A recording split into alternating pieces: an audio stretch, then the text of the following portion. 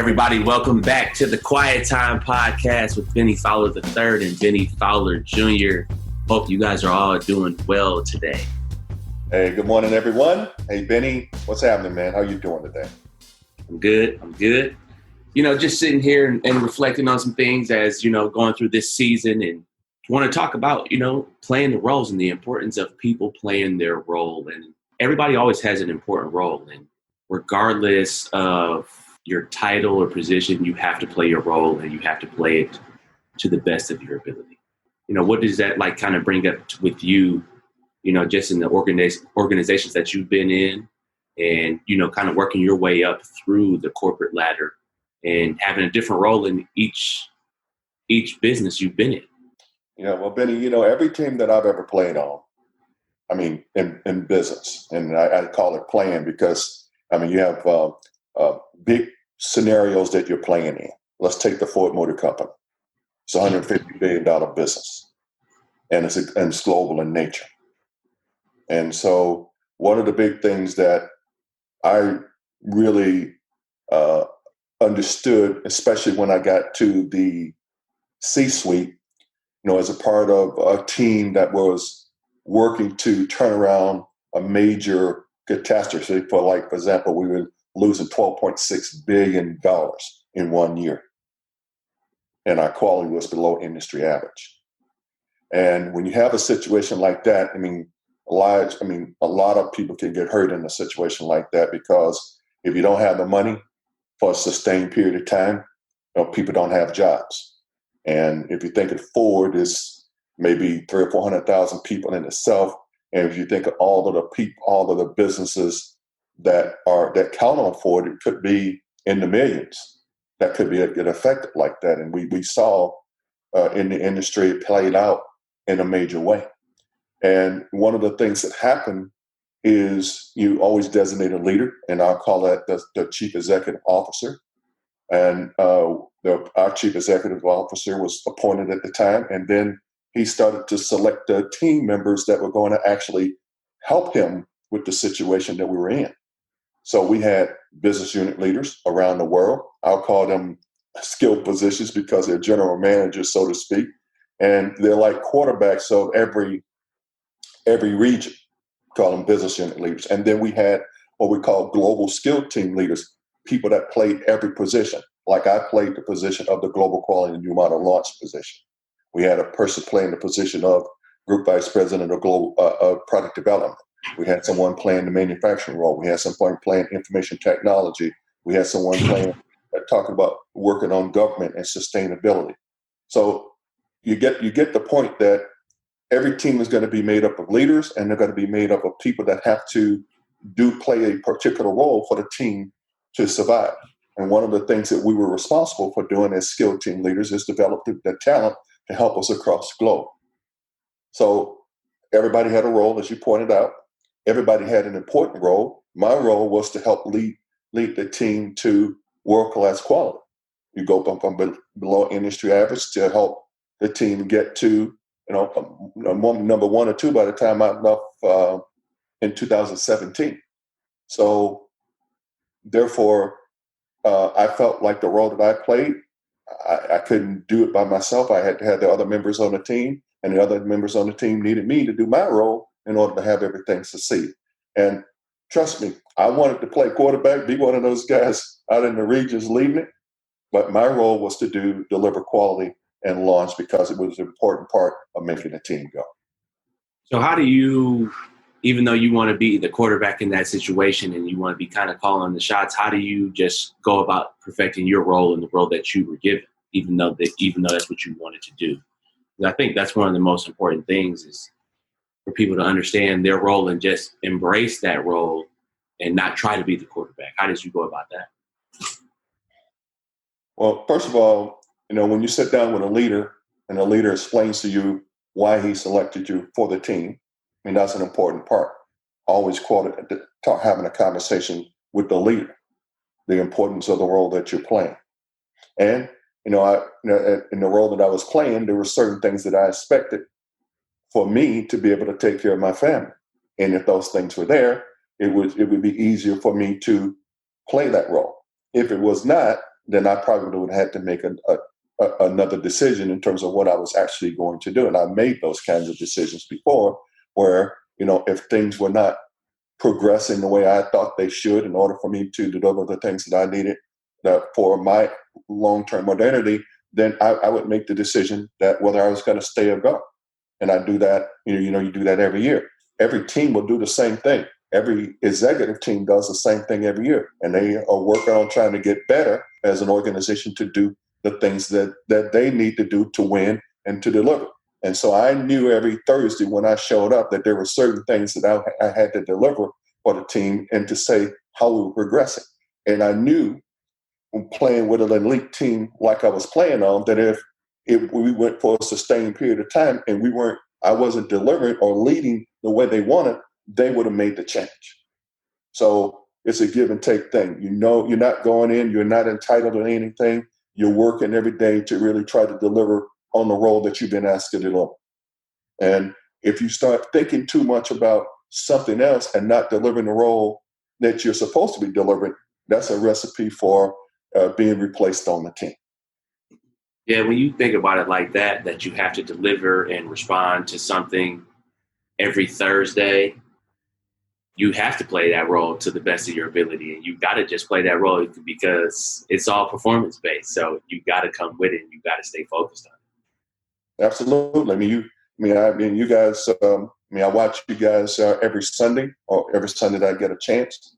And, I think about it in terms of what I do or what I was doing every day, trying to show up and play on an elite team. Because that team took that $12.6 billion loss and we turned it around. And for about 5 or 6 years, we put up about $68 billion in profit.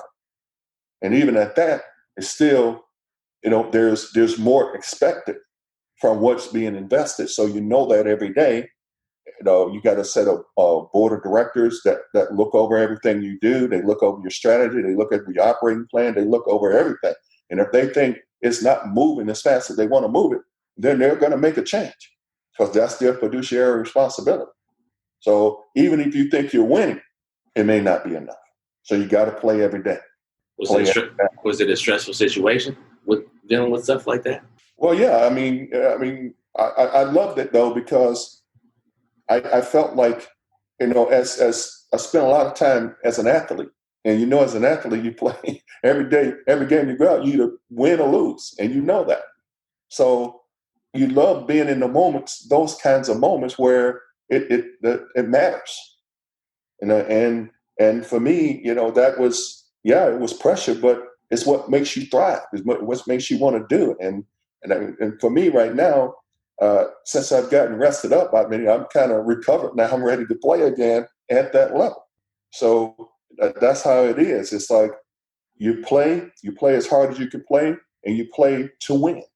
And winning for me was taking my team from middle of the road to amongst the leaders in quality. And every day I came out for my team, there was only one possible outcome for it, and that was for us to win.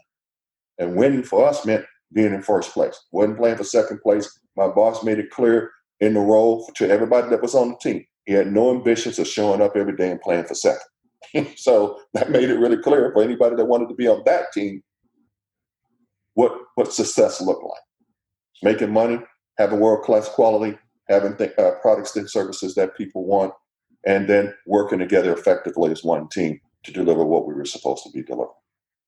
Did everybody on the team have to play their role like they should have, or were there times where leaders had to get people in check, or how did they go about that? Was everybody playing their role to turn from losing that much money to gaining that much money?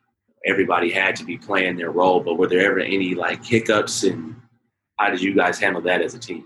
Well, there was always challenges along the way. And say, for example, we had a lot of things happening around us during that time. It was classified as a Great Depression. And remember, General Motors and Chrysler filed for bankruptcy because they weren't able to pull it together and make it, so they had to go out and get a bailout. Our boss came back once they went to Congress and they were on television and all that. We just came back and said, okay, That's never going to happen to us again.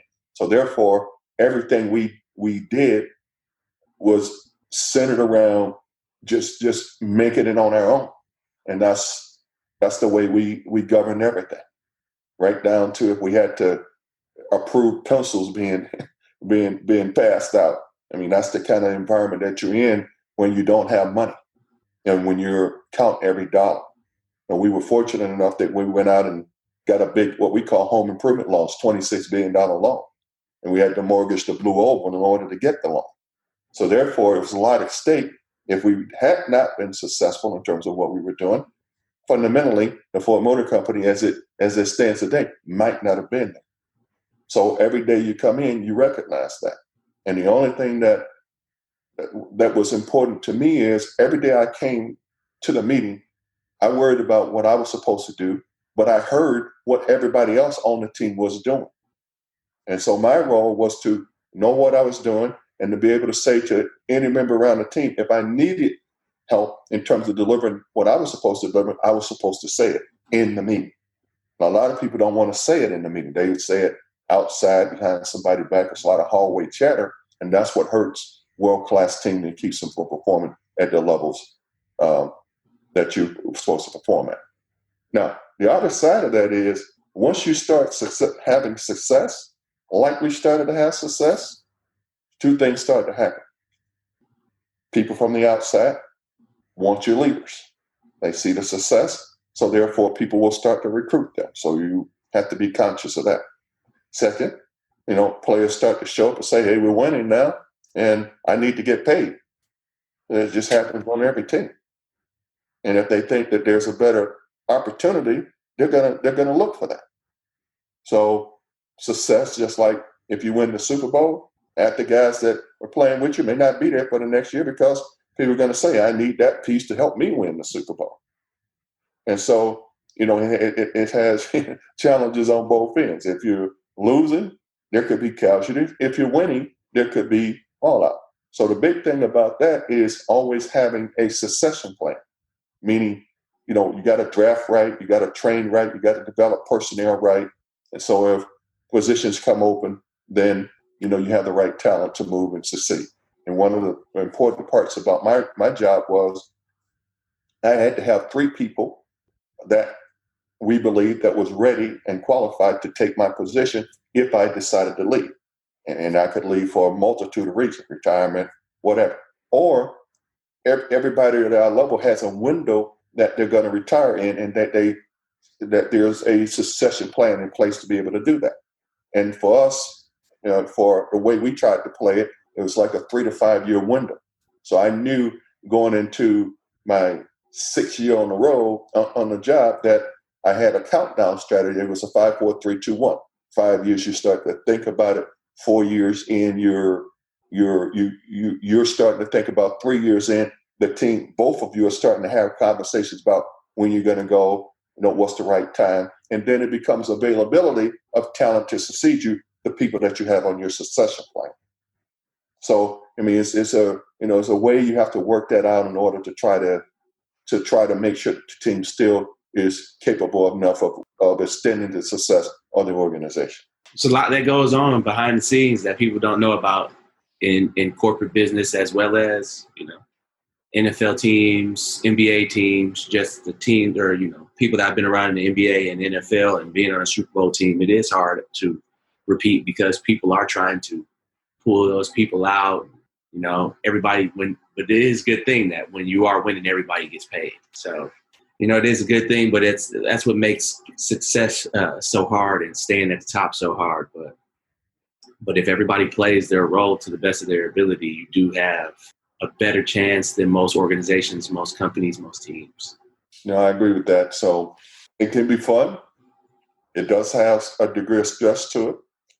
So just like I call ourselves industrial athletes because, you go through the same stresses. You have to play every day and you have to take care of yourself as you're going through this. And I was doing this for 40 years.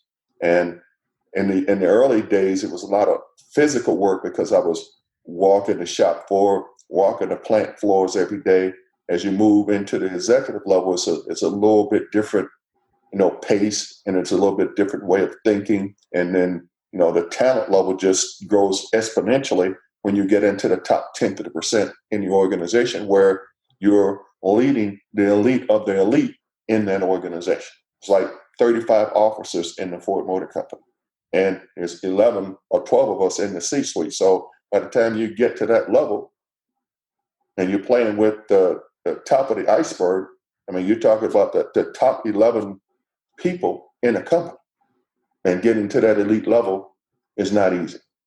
I'm here to testify to that. The way you get there is playing your role, though. You played your role throughout every, part of your career, and that led you to the C-suite, even though it's not easy. Absolutely. But, it's one of those things that, you just, when you get in it, when you choose your profession, as you have done yours, you start off and you learn the rudiments of it. And once you get proficient at it, you can enjoy a lot of the times that you're in it. But there will be times where, things are just hard, and you have to be mentally and physically and spiritually tough enough to make it through those difficult times. And they're not easy, and it could go either way. You could either have success and you can move on, or you can have failure and you can move out. And you just have to recognize that when you're playing the games, not guaranteed that you're going to succeed. And for those of us that are blessed and fortunate enough to have the opportunity to be in those games, it can have immense rewards to it. Absolutely. Well, Dad, appreciate you. Everybody, thank you for tuning in to the Quiet Time Podcast with Benny Fowler III and Benny Fowler Jr. We will see you guys soon. All right. Goodbye, everybody.